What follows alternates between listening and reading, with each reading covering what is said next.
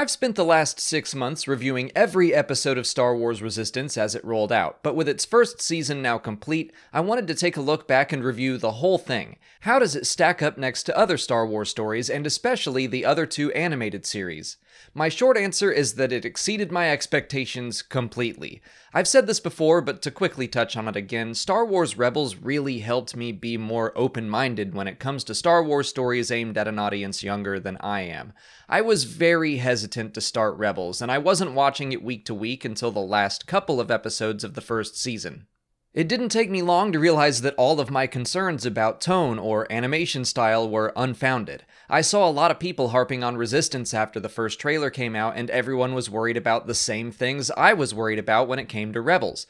All that just to say that I went into Resistance with that attitude well behind me.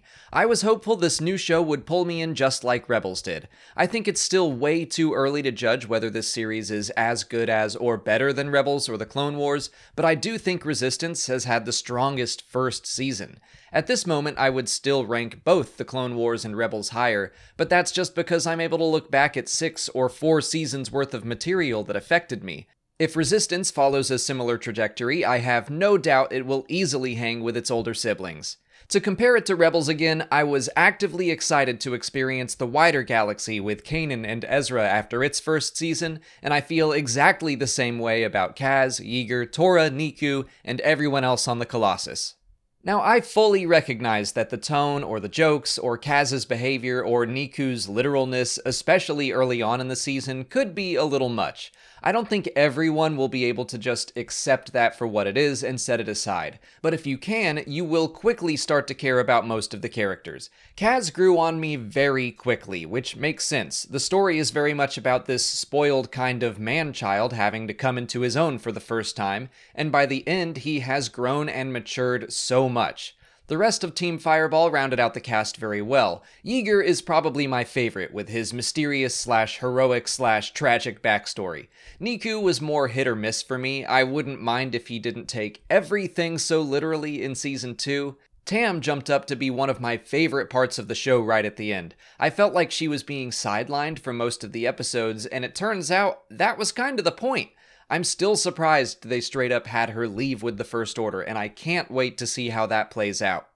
The supporting cast was a good mix of personalities as well. Oscar Isaac sounded like he was having a blast every time he showed up as Poe. Similar to Yeager, I really enjoyed Doza. That makes sense, the two of them are like opposite sides of the same coin. They grew up on opposite sides of a war, but now they have a common purpose, and I would love to see them team up more often. Torra was fun and energetic, and I look forward to seeing how she handles adventure and excitement now that she's had a taste. I love Hype Faison, but I am a huge Scrubs fan and therefore Donald Faison fan. I really hope he and the Aces get more to do in the second season.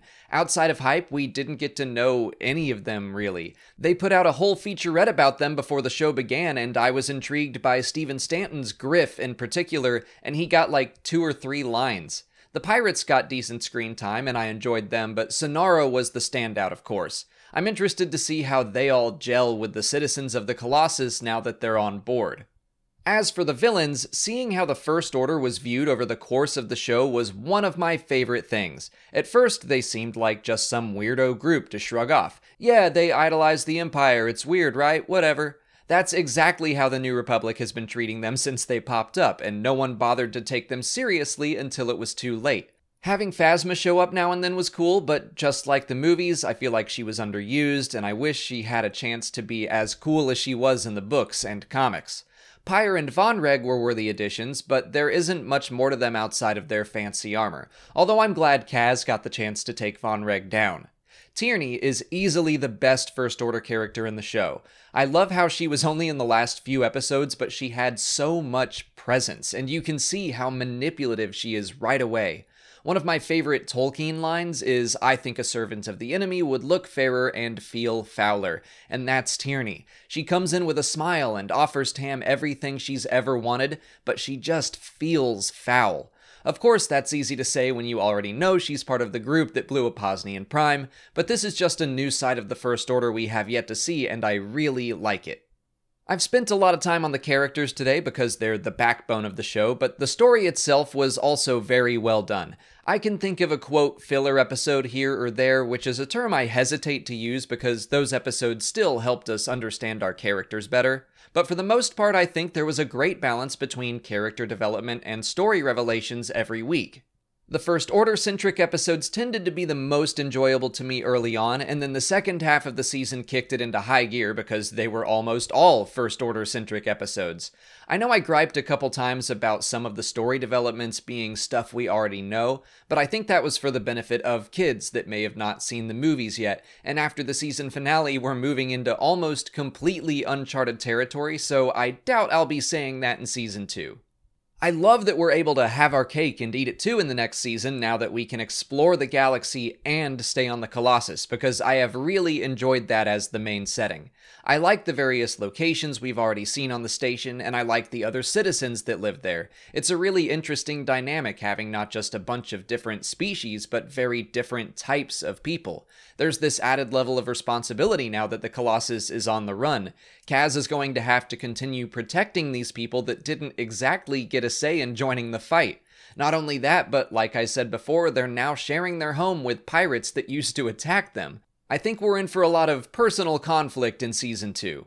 One thing I think will be a challenge in the future will be any inclusion of the Force. I'm surprised at myself, but I miss its active presence. I love the X-Wing books, which don't deal with the Force very much at all, but looking back at how the Clone Wars and Rebels developed the Force, I'd love to see Resistance get to a similar position somehow.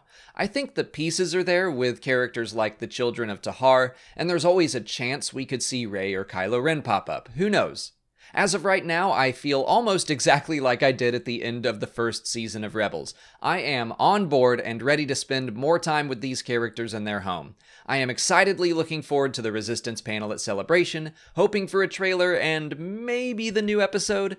They've done that for Rebels in the past at the very least. I think the first season showed incredible potential to build off of, and I can't wait to see what Season 2 has in store. But that's just what I thought of Season 1, so now I'd love to hear what you thought. What were your favorite characters or episodes? What did you love, and where do you see room for improvement? Let me know in the comments. If you haven't already, please like this video, subscribe to the channel, follow us on Twitter, Instagram, and Facebook, and consider checking out our Patreon page.